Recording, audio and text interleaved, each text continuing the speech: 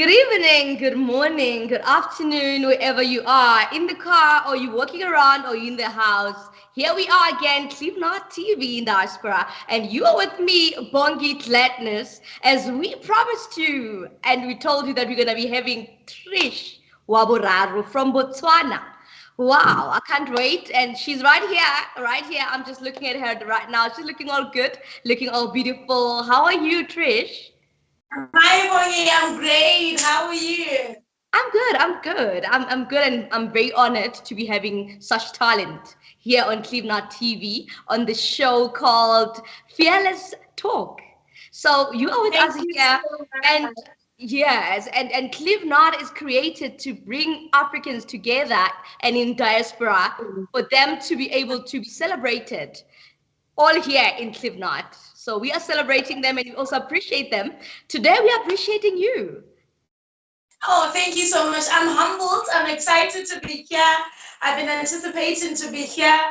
I was just thinking about it earlier on, and I was like, you know what? I think there must be something coming really, really good from your side because ever since you spoke to me, literally, my everything is just going the other side.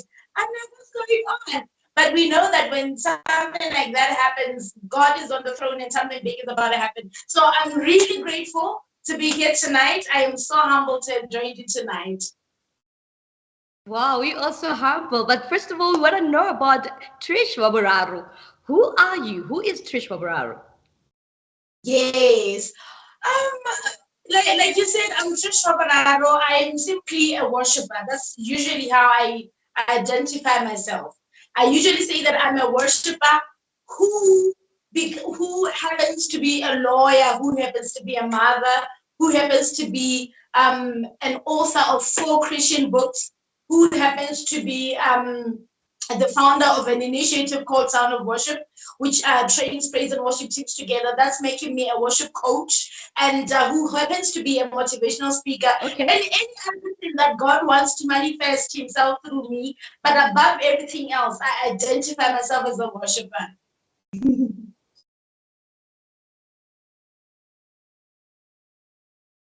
We seem to be breaking there with Trish. I don't know whether maybe it's a network, maybe in Botswana they're having some problem. But then we'll Am get I you there? get are you there? Yes, yes, I'm here. We seem to be breaking, but then continue. Let's hear. Continue as you are telling Okay. us who is Trish. Yes. Okay, no. I was saying that Trish is a worshiper who identifies, who happens to manifest as a lawyer, as a mother, as a founder of Sound of Worship, which is an initiative that trains praise and worship teams on the spiritual and practical aspects of worship. I'm also a motivational speaker, and I'm an author of 4 Christian books. Wow, that's Yeah. great. That's a lot, right? That's a lot. And then how do you manage all of that? It's amazing. It's amazing. I feel like that's just who I am. God has given me this thing, this multifaceted, expressions to express who He is, and I'm really loving every bit of it. I'm loving every bit of it. And then do you have a family, when you're doing so much, do you have a family like that you probably are taking care of or something? Yes, yes. I have a 14-year-old boy. I'm a mom. I'm not married yet. But it's been an amazing journey being a mother. And earlier this morning he was telling me, how do you feel? You're turning 35 in a month and stuff. And I said, listen, I feel so amazing. I feel very successful. I feel I have accomplished and I am where God wants me to be. And me having raised a smart boy like you, from now on, going forward, it's upon you to make a success out of yourself. But me as a mother, I have done everything that God has wanted me to impart and to put inside of you. So it's been amazing raising him. It's amazing. And then when did it all start? Like the career, or like which one started first, and when did it all start? Um, wow. I think like you're saying, when did it all start? First of all, like I said, I'm a worshiper, and it all started in my worship. It's it all started with me finding my relationship and finding myself in God. That God slowly but surely, of course, when I was doing that, I was in law school, so that one was an obvious, was a given. But at the moment I started, seeking God and trying to find out who God was and who God really is to me. Then He started revealing who He was and to myself, and He started introducing me to myself. He started, exposing the things that He has put inside of me. So eventually, I started noticing, my gift in speaking. I started noticing my gift in writing. I started noticing my gift in worship. Not only me being a worshiper, but me teaching what worship is and inspiring another person how to worship. And eventually, I think in 2016, I released my first book, which was Worship Leader Manual Volume 1. It basically covers the spiritual and practical aspect of worship. And that's how from that book, Sound of Worship was birthed. Because now from this little manual, I could go around churches and teach praise and worship teams. And it even grew to a point where now we train churches on what worship is and what Wow. everything is all about. So everything kept on, increasing, and I kept on noticing, okay, I can do this, and I give it a try. I can do this until where we are today. Wow, that's great. But then what inspires you? Like, oh, what inspired you or what inspires you in life? Um, I think my relationship with God is what inspires me, because I noticed that the more, like, remember the phrase I used when I said, the more I worshiped and built my relationship with God, the more He introduced me to me. Wow. Then me being introduced to who I was, I had to be true to who I am. I had to be bold enough. I had to accept, okay, this is me, this is who I am, and this is what I stand for, and this is what I'm brought on this earth to do. And then I start pursuing that. So the more I get into the presence of God, the more I'm inspired to be That's myself, great. because I can't be anything outside who God says I am. Wow, that's it. Because when you're talking like this, I'm thinking of seek ye first the kingdom of God, which is Matthew. Yes, Yes, yes, 6:63. I'm thinking, you know what? You are doing that. You are doing that, and you are also seeing the results in doing that. So you kind of yeah, inspiring people to say, start with God, and the rest will follow. And start with finding yourself. And find yourself, right, obviously you can only find yourself in God. So I'm getting exactly. that. But then right now, let's just go to a short break. We'll be back. I like the way we're going, because really it's inspiring to hear that there's someone who begins with God and sees the results of doing that. And this is really an inspiration even to me. Thank you so much. So right now, let's just go to the short break, and we'll be right back with Trish Boraro. Clevenard in Diaspora Television is an internet online TV service. What sets us apart is a unique combination of hit African content, first and exclusive international free movies, series, musics, news, events, documentaries, tourism, teleshopping shows, youth TV programs, and live interviews. Clevenard Diaspora Television is available throughout sub-Saharan Africa and to the diaspora markets worldwide. Take your entertainment with you wherever you go. Watch on your smartphone, tablet, laptop, smart TV, depending on your device. Watch free movies with Clevenard Movies Television. Stop searching for free movies websites and watch Clevenard Movies Television. Watch your favorite African shows anywhere at any time. Don't forget to check out our top 5 TV channels created to get you informed. TV1, Clevenard in Diaspora Television. TV2, Clevenard Youth Television. TV3, Clevenard Movies Television. TV4, Clevenard Teleshopping Television. TV5, Clevenard Tourism Television. To start watching, sign up at www.clevenard.com and follow the easy steps. Once you're done, log into the Clevenard website or app on your device, click on any one of our 5 TV channels, and hit play. We will be very satisfied and happy to welcome you to our team as one of our new business partners. Contact info@clevenard.com +34 631-279811. Website www.clevenard.com. Welcome back. Welcome back. We are still with Trish Boraro from Botswana, and she's telling us a lot about her career, her plans. Look, you're gonna hear even more. I wanna hear even her plans, her vision, her what. But before the break, we were just talking about what inspires her. She just told us that it's God. She just told us that everything she does, she begins with God. And you are still with me, Bongi Gladness, on Clip Not TV in diaspora. Trish, we are still with you and we Yes, are. I just want to find out, as you're talking about the inspiration that God inspires you, we want to know again, what is the situation in your life that was very bad or painful that made you to say, you know what, I'll never forget this moment. I'll never forget this one. I think it's I can take it back to when I was growing up, because when I was, well, first of all, my mom and my dad were married but divorced when I was 6 years old. So I went to stay with my mom, with my siblings and everybody else. And one of the things that happened, I as you can see, I can speak, I'm vibrant, I'm everything. So when I was in secondary school, I think I was doing grade 10 and I was 13 years old. I We had a neighbor who all of a sudden rumors started and stuff like that, and said, no, this kid is actually breaking my marriage. Like, this kid is dating my husband. And I was 13 years old. I was 13. By that time, I don't know anything about boys.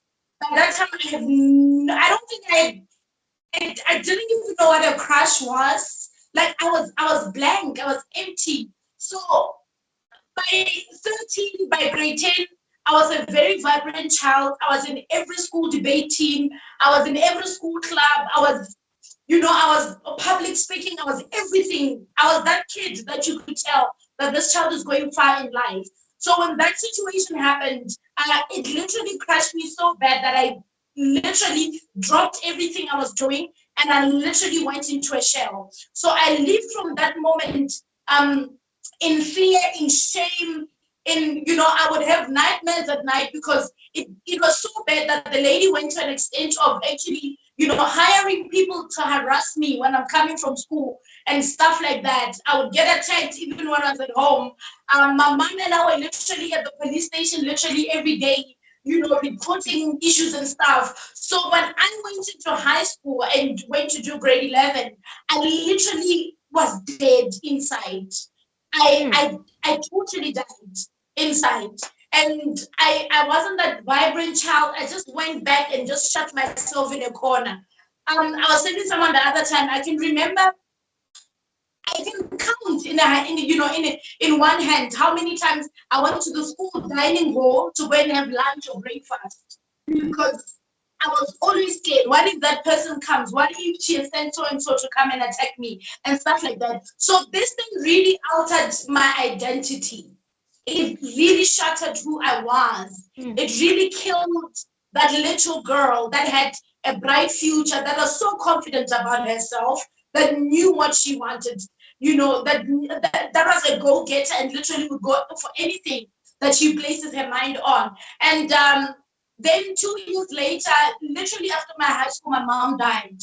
And that literally took another switch, because my mom at that point was my only defense. So I was left now looking at myself. I'm like, oh my gosh, so I don't have anybody. I literally don't have anybody. So what I did is, in trying to go to varsity, I ran away and I went to Namibia and wanted to start life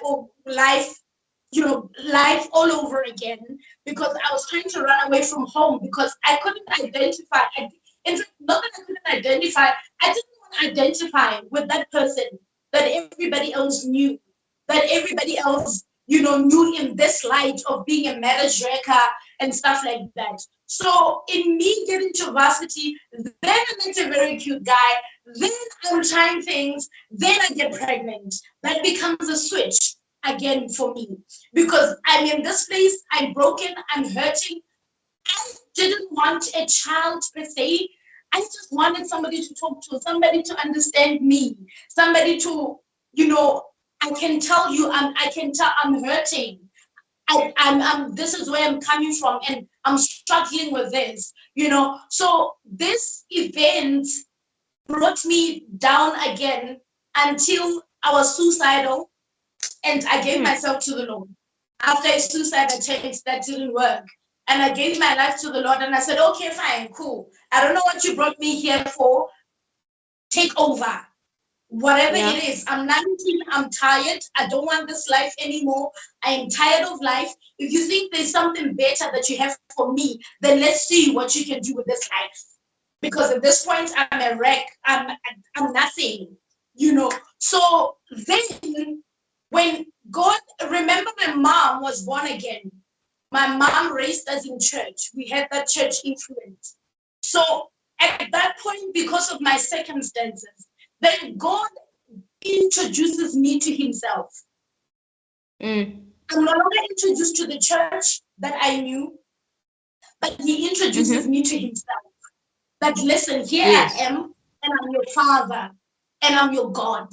So I need you to seek me and know who I am, and seek after this father. Your natural father has failed you. Your village people has failed you. Everybody else have failed you. But I need you now to pursue me. And Mm. in me now starting to pursue him, that's when he started opening my eyes to myself. That's when he started showing me that the plans of the enemy was to shut this person that you are seeing now, was to Yeah. shut all this that you are No, seeing now. like he always knows. He always knows before us. So he knew. He Yeah, saw the potential. Obviously, was trying to be destroyed, and he was trying to get in and destroy it. But then going back to the first incident, which is the first situation when there was a rumor and you were accused. What was it? What were you thinking around the time? And then what actually led to that? What led to the neighbor to accusing you of you breaking her marriage and all of that? To be honest, I don't know, because when we are neighbors and you are growing up in a village, you are literally a family. So you don't know who, what did who see that actually make them conclude that a child that age. My son is 14. I always look at him and it doesn't make sense to me. I'm like, okay, this boy is 14 and he's this tiny. How small was I at 13 that somebody would have the confidence to accuse me of breaking a marriage? And it just didn't make sense. So I don't know what could have started it, but at that point in my head, in my mind, um, it literally stripped off the confidence of who I was. And that's the only thing that came to my mind, that I can't be myself anymore. I can't be that vibrant kid anymore, because Mm, maybe the vibrancy made it believable that, oh yeah, she's the yeah, vibrant one. yeah, You like she's a so forward one, now so it's possible because she's forward and yeah, she's talkative. She can actually love. She can break our marriages. She can start yeah. flirting with our husbands. I get what So, you're so, saying. so that's the identity the enemy went for, and he literally pressed that, and everything that I ever believed I was, well, just came down, crumbling down, and I knew from then that, oh, actually I'm nothing. I can't amount to anything, and I am different, and the issue of being different again. You grow up in a family where um everybody else does the same thing and you are a little different than everybody else, and that makes it even worse, that, oh, you're different, you're not like other children, you're not like this, you're not like that, why can't you be like this one and that Yeah. one? So even your difference becomes an eyesore to you, becomes an insult to you, and then you want to fit in, Yeah, you want to be like everybody else, I, and I just get killing yourself. I get what you're saying because when you grow up and you're a child and you're talkative and they find you too vibrant, anything, Yeah, they believe that anything is possible because you are too yeah, friendly, you are talkative, maybe yeah, even men, you flirtatious, maybe you might be looking at men a certain way because you're talking too yeah, much. And then even men can be able to approach you easily because you're talking too much. And it will be easy for you to find like they actually they were seeing you as a child who's capable of anything. So But again, they will also you know, see you as disrespectful because you are talkative.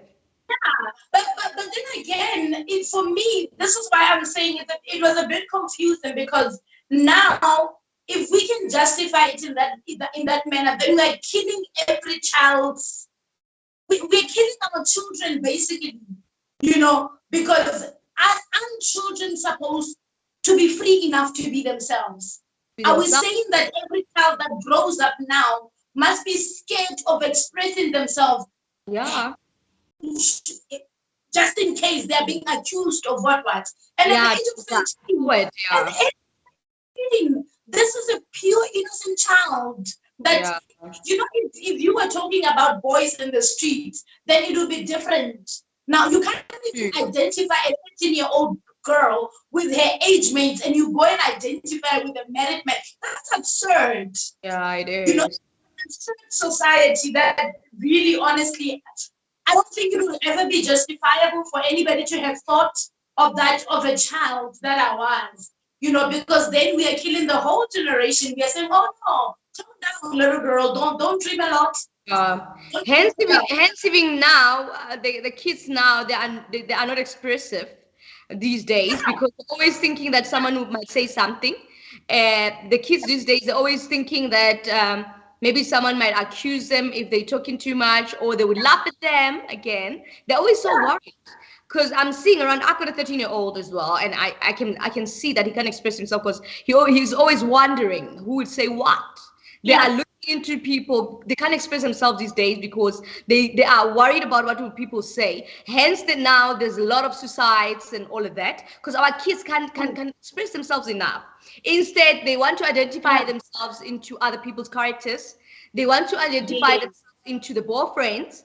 They want to identify themselves into family members or other the cousins around them because they don't want people to yeah, talk about them or they yeah. don't want to be labeled as something. So what was Mm-hmm. happening to you was kind of that, where now people wanted to Yeah, squash you into being yourself, for you to express yourself, true, and for you to not true. be what you are today, as you are a Yeah, go-getter and expressive. To tell you the truth, yeah, as I'm going around, because sometimes I do motivational talks at schools. I don't see kids like I could say me the way I grew up because I grew up talkative as well. As you're talking about talkativeness, I grew up talking too much. I remember one time my mom said they were shocked that I know something. Like my mother's cousin was pregnant, and then when she was pregnant, maybe I was like kind of 8 years old there, and then I said, "How is she pregnant? Where is the husband?" And they were like, "How do you know that this when someone is pregnant?" Needs. Actually, they didn't say she's pregnant. They didn't say she's pregnant to me. They said she's gonna have a child. And then yeah, me, being the talkative one, I said, she's gonna have a child. Who is her yeah. husband? Who is her husband? Then they said, oh, how do you know that the child it's You know, comes through the husband? yeah, So it's that expression, like when you are expressive, when you are an expressive child, you are able to be smart about things. You're able to identify. You're able to figure things out. But then as we look that's around true. now, our kids they can't figure things out because people are always accusing. You're talking too Right, much. Shut up. You are a child. right, You keep quiet. right. You are too forward, and all of that. It's So almost as if we are teaching them this thing, but we are bottling them again not to be this thing that we are teaching them to be. We are yeah. teaching them independence. We are teaching them, being expressive. We are teaching them standing up for themselves. Yet when they try to stand up for themselves, we're like, whoa, whoa, calm down, calm down. Slow down. Don't go. Uh, You are disrespectful. You are like this. You are like that. But why are we teaching them this thing yet? But we don't want them to express the same thing. I You know. understand because when a child is expressive, they say it's disrespectful. Like some people would say that oh that one she doesn't see an adult in front of her. She's what? I know such things. So like as you're talking like this, I'm just thinking, you know what? I want to understand like as you are talking like this because kids they need us out there. The teenagers need us out there for us to be able to tell them that you can be yourself. You can be free to be yourself. You can't worry about the hairstyle that will be mocked by friends. You have to be yourself. If you want to do a maroon hairstyle or purple hairstyle, do it because that's Yeah. how you feel. Don't think about who will say what, and be yourself as much as you can. Be free to be whoever you want to be, and then you can be able to also be free. You can also be able to have right choices. Be free with your choices as well, because they can't choose because they're always scared that people might say you are not doing the right choice, you are not doing the right thing. Yeah. Wapa, what you're doing is not for your age. It's not something that's something your age do such things. And and I think one of the things that I always teach my son is the issue of difference. I always say to him, what makes you you is your difference, is to understand that you're actually different from another person. Most of the time, because we don't understand the concept of difference, we shun difference, we shut down difference, because anything that's different stands out. Anything that's different tends hurts. Anything that's different can be outstanding. So then what happens is, whenever we see someone, it's either you are intimidated by your difference or they are intimidated by your difference. But rather you understand that this is my difference and this is who I am as a child, and I'm going to embrace my difference. I'm not going to be intimidated by my difference. And if anybody else is intimidated, I don't have the responsibility to clear my difference to anybody. That comes from a point of intimidation. Why? Because they have not accepted their difference. Because a lot of times people project their insecurities on us, and then we think that there's something wrong with me. Little do you know that actually this person is just showing the thing that you're expressing that they can't express about themselves. So the moment you understand. Yes, and that's what I always tell my son as well, that what some people, that when they are laughing at you, they are kind of expressing their inferiorities, because they don't want you to shine, or they don't want you to light your light, like to lit your light. So they will make sure that they shut it down, or they make sure that they dim it. So when they dim it's gonna be like you are being like them. So don't find yourself wanting to be a copycat. Be yourself, so that you can also say someone copied from you. Do whatever that you can for you to be copied. Do the right thing for you to be copied, other than you copying someone, and then you find yourself now being someone that is dimming their lights, or someone that can't express themselves well, because you wanna fit in. You wanna fit in. So children are going. Our children, they really need to be told how to live, to stand for themselves and not copy. You can't copy, because people out there, they're being called cool. So you want to be cool like them, so now you have to do what they do.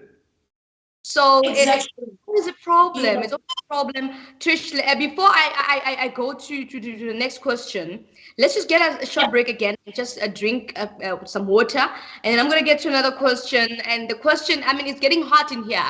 So it's just all about where you're going from here. So we're going to hear that when you come back. Where you're going from here, it's a question that I'm going to ask you when we come back. We'll be right back. Right now, let's go to the short break. It's getting hot in here. Our kids need us, and it's time for us to see that our kids need us. I'm still here, and you are still with me, Bongi Gladness. But right now, let's go to the short break, and we'll be right back. In the 21st century's technological advancement, we all seek opportunities to move and network with the emerging space. Introducing Clevenard blog and event posting. Do you think you have some interesting materials, good content, articles, and stories? Then feel free to publish them on Clevenard blog and events page, just as team of our writers are doing presently. By blogging on Clevenard's blogs and events, you benefit from our reach and network. There are constant stream of people visiting our social platform, and we have figured out just how to distribute our contents. This means you can basically skip the line and get access to a big audience from day one. Furthermore, we can help you get in touch with important people for projects with possibilities of translating your content into other languages and republishing them on Clevenard. This helps preserve and protect your content from getting lost. What's more, you also get to be part of our team with access to our network and lots of exclusives, behind the scenes information. And of course, you get full credit for everything you do, which brings you popularity and make extra income. Sign up now on clevenard.com and start blogging to your advantage. Please see the tutorial video on how to blog or post events on Clevenard Blogs and Events. For more information, contact info@clevenard.com +34 631 279811. Website www.clevenard.com. Clevenard, your blogs, your identity. In the 21st century's technological On Leave Not TV in diaspora. Sign up. We are here with Trish Boraro. I'm telling you, it's getting hot. I hope you told a friend to tell a friend. Trish, we are back again. Yes, ma'am. Back again, and I'm saying again now to you, as we were talking about our kids and everything earlier before the break. Yeah. Well, it is what it is. It is what it is. It's our life. But then we need to make sure that we go out there and we make our kids to understand that they must be themselves. Yeah. That they need to find their characters and not identify their characters from other people. Right. But Right. on that note, I just want to ask you this question: where do you see yourself, or where are you going from here in years to come? Like, what do you think about years to come? Like your plans and your vision now moving forward?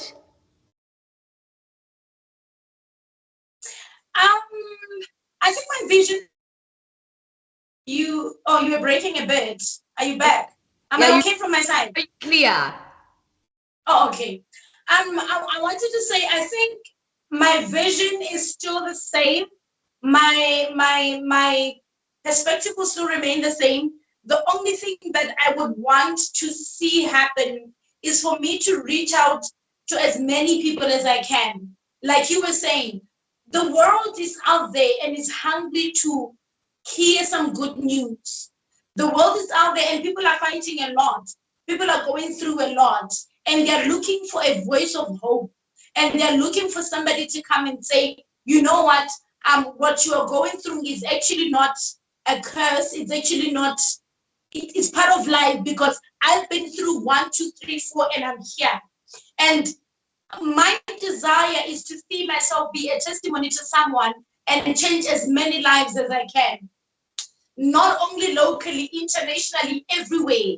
Yeah. I need to be a voice that this generation tomorrow would say, if it wasn't for her story, if it wasn't for her testimony, if it wasn't for her song, if it wasn't for her book, if it wasn't for her speech, I wouldn't be where I am today. So I'm just looking to make a difference, with the talents and the gift that God has given me, so that somebody else out there can actually carry on this torch of light to the next generation. Because I think that the worst thing that we can ever do is to be fine by myself and I don't pull somebody into my light. We need to be as bright as we can and bring people into our light so that the person I bring into the light can bring somebody's children into the light, because I'll never reach out to everyone. But the few people that I reach out to need to be able to be invested in so much that they'll actually carry the light to somebody else. True, so true. Yeah, it has to be an ongoing thing. It has to go to other generations because really, Yes. really, like we are going down. Like our generations to come, they seem Yeah, to be going down. They need someone to channel them. Who will channel them? But not us. Like who else could channel them? Only exactly. us, obviously, because we are realizing and we are aware. We're having an awareness. Exactly.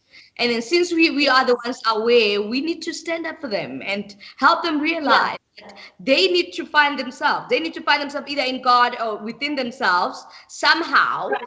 however way. But obviously, seeking first the kingdom is the best way because that's how you'll be able to know who you are because that's where it begins and that's where it Yeah. began. As the word says, like in the beginning was the word was with God, and the word was God. Obviously, you need to go back to the word. The word is the only thing that can actually make you find yourself and get who you are. And then as we continue like this, and I'm thinking again, as I'm thinking right now to say something to you, continuing like this, I just want to ask you if Do you have anything that drives you? Like what drives you to be who you are or to be where you are or where you think you still want to be? What drives you to say, you know what, I want to push, I want to get to this, I want to make sure that I get it? What drives you? I think that the one thing that drives me is the next thing that God wants me to do Okay. is the assignment. Let me just say that is the assignment that of where God is taking me. Because it's another thing for me to be here. Because if I'm here and I'm on here with you, I may be fooled to think that this is the ultimate place that I need to be. But Yeah. beyond this, what does God want me to do? Beyond this, what is the purpose of me being here in the first place? And it's actually looking beyond the where I am to say, okay, every place that I set my feet on is actually a platform for another thing.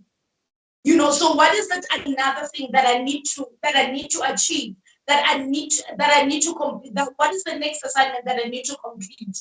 Then I'm able to even look beyond the circumstances of where I am now, and even look beyond the battles of where I am now, and even look beyond the disappointment of where I am now, because I know that where I am is not the ultimate, this is not the end. There's somewhere that I need to go, and that's what drives me. Wow. So what drives you is to actually be aware of where you're going and also open your ears for God so that you can hear him speak or you can see him direct you. So it's all about you looking around and seeing the direction of God and hearing God also speak to you to show you where else and the task or the assignment, if I'm hearing you Yeah. clearly. Yes, yes. And the one thing that when we were going through the COVID season, I used to do, the live shows on inspirational shows on Facebook.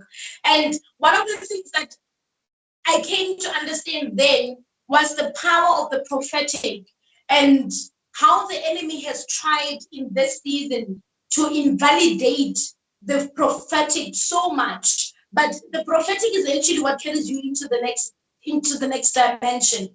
But before Mhm. this COVID season, we saw an outbreak where the prophetic ministry was literally shunned and trashed and silenced and everything. Little did we know that the enemy knows what he's doing, because where you are about to go, you need a prophetic word. You need a word that will go before you. Like he was saying, in the beginning was the word. I can't step into the next without a word being released ahead of me. So the enemy makes sure that he shuts the voice of the future. He shuts the voice of your tomorrow, so that the only thing you can see is your now and your circumstances now. And this is where you become depressed and say, oh my gosh, I feel like I'm nothing. This is the end of my life. I need to end it all. Because the enemy has made sure that he shuts the voice of tomorrow. The moment you can hear the voice of tomorrow, you will have no tomorrow. You will have no hope. You will have no direction. You will have no vision. It will just be you and being here. And you are justified in killing yourself because you don't see tomorrow. But that You is just don't the have a plan of vision. the enemy. Uh, Obviously, when Yes, that you have is a the vision, plan you of the die. enemy. Don't have a vision, obviously you die. You need to know what's tomorrow, what tomorrow holds for you, or what you want for tomorrow as well. So He, if you know what you want for tomorrow, you are able to even plan, but also looking into the plans of God yes, for your life as well. So yes, it's very important to have a vision. Hence, the Habakkuk says you must write your visions down and be sure yes. of them and also put them to God. So I'm really thinking that you are really like enlightening me as well as a person. As much as I know certain things that you're saying and I understand them, but then you are actually confirming to me as well that what I've been doing, it's right. There's nothing wrong with everything that I've been doing, and also I need to just teach others. All what I've Exactly. been doing for them to be able also to find their ways and their direction. So, and Uh-huh. again, I wanted to ask you if you'll ever retire, but the way I'm listening is like for you, it's all direction of God. If God wants you to do something, you're going ahead and you're continuing. So the retirement, maybe if I were to ask you as Trish yourself, do you see yourself retiring in some way to say, you know what, I'm tired. I'm not going to do anything anymore.